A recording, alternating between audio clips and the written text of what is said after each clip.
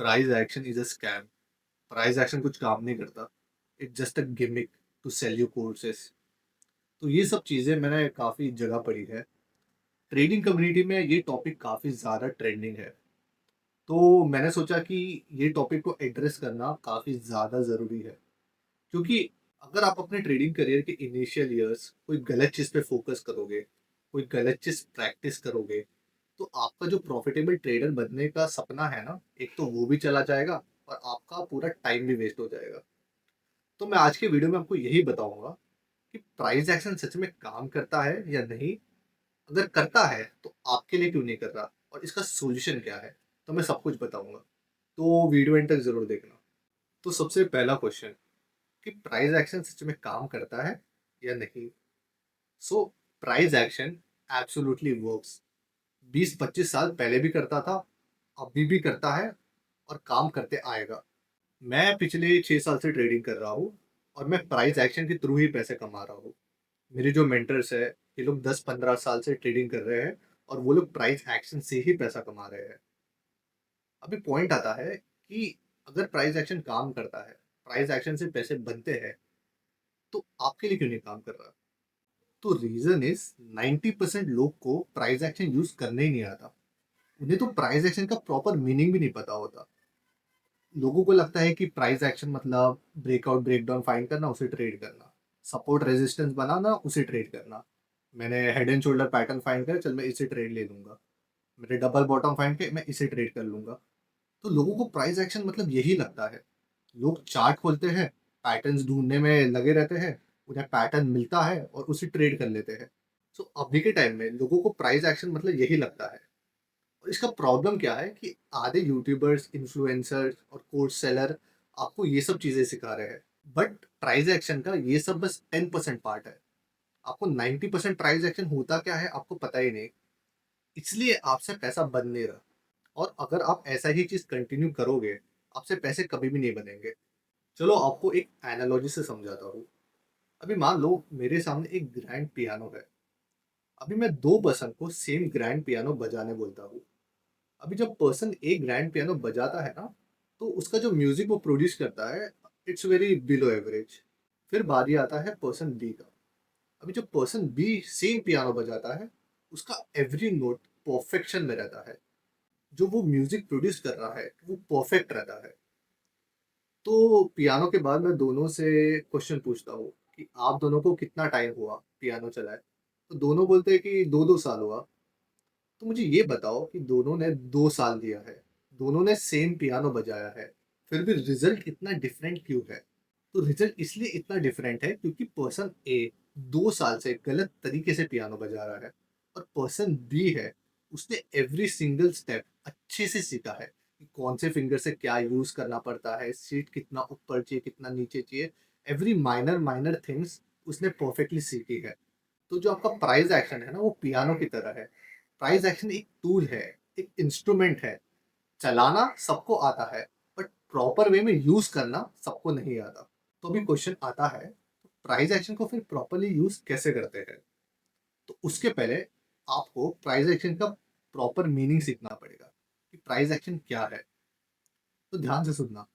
तो price action का काम पैटर्न्स फाइंड करना नहीं होता। प्राइस एक्शन का काम ये होता है कि मार्केट का कॉन्टेक्स्ट जानना, कि मार्केट आपको क्या बताना चाहता है, कि मार्केट में क्या स्टोरी चालू है। अभी लेट मी टीच यू कि मार्केट का कंटेक्स्ट कैसे समझते हैं। तो आपका सबसे पहला स्टेप है कि आपको मार्केट को जूम आउट करके देखना है। आपको हायर टाइम फ्रेम में जाना है। आपको समझना है हायर टाइम फ्रेम में कि कौन स्ट्रांग है, कौन कंट्रोल में है, बायर्स है या सेलर्स है।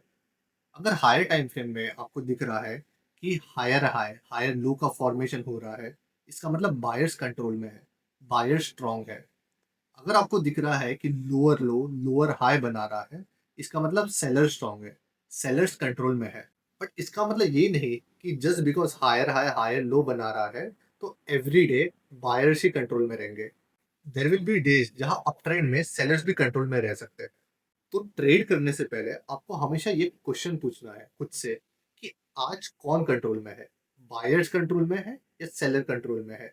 देन उसके हिसाब से आपको आपका ट्रेडिंग डिसीजन लेना है।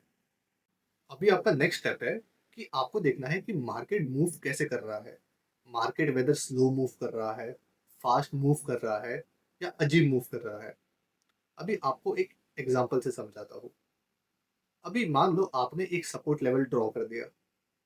अभी ज़्यादातर लोग क्या करते हैं कि वेट करते हैं कि मार्केट सपोर्ट ज़ोन में कब आएगा, और अगर बुलिश कैंडल दिखा दिया तो वो लोग बाय ले लेते हैं, अगर ब्रेकडाउन दिखा दिया वो लोग सेल कर लेते हैं। बट ये काफ़ी गलत चीज़ होता है। लोग बस सपोर्ट ज़ोन में क्या रिएक्शन दे रहे हैं वो देखते हैं। वो ओवरऑल मार्केट नहीं देखते कि कैसे सपोर्ट ज़ोन में आया। अभी मैं आपको एक ऑब्जर्वेशन बताता हूँ जो आप बैक टेस्ट करके भी देख सकते हो कि जब ना मार्केट काफी स्लोली सपोर्ट जोन के पास आता है ना, तो 90% चांस रहता है कि मार्केट रिवर्स करने वाला है, मार्केट सपोर्ट पे बाउंस करने वाला है। और जब मार्केट काफी फास्ट आता है ना सपोर्ट जोन के पास, 90% चांस होता है कि ब्रेकडाउन आने वाला है। आप ये चीज बैक टेस्ट करके देख सकते हो।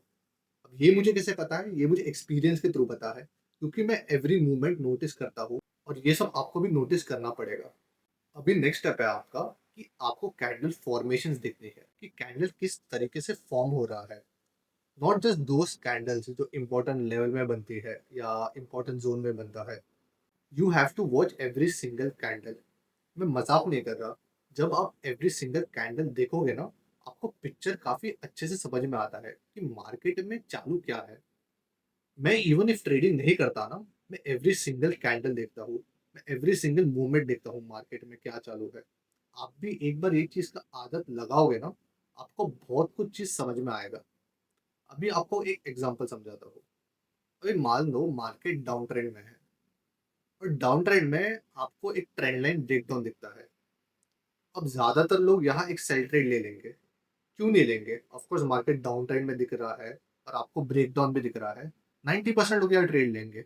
बट लोग एक चीज देखना भूल जाता है कि कैंडल्स किस तरीके से फॉर्म हो रही है। आप एक चीज नहीं देखते कि जब मार्केट डाउन ट्रेंड में है, नीचे आ रहा है, विक्स वाली कैंडल काफी ज्यादा बन रही है।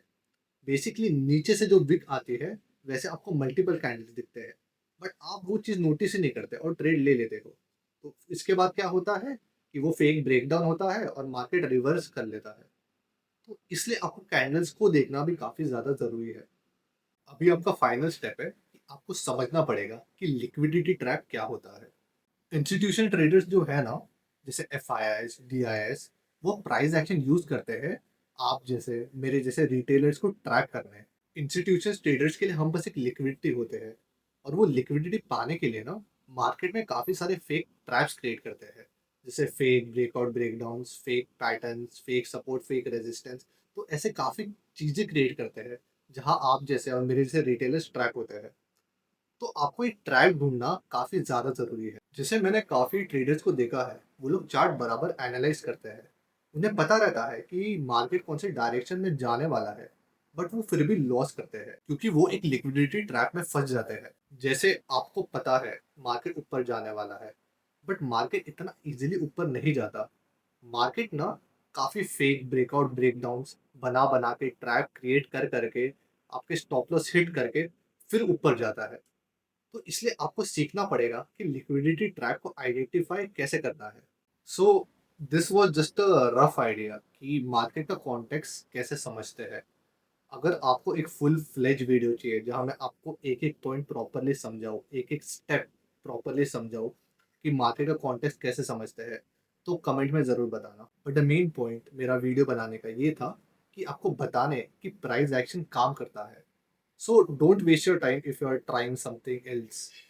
प्राइस एक्शन पे फोकस करो, प्रॉपरली यूज करो प्राइस एक्शन, और आपका भी पैसा बनेगा। तो मिलते हैं अभी नेक्स्ट वीडियो में। बाय।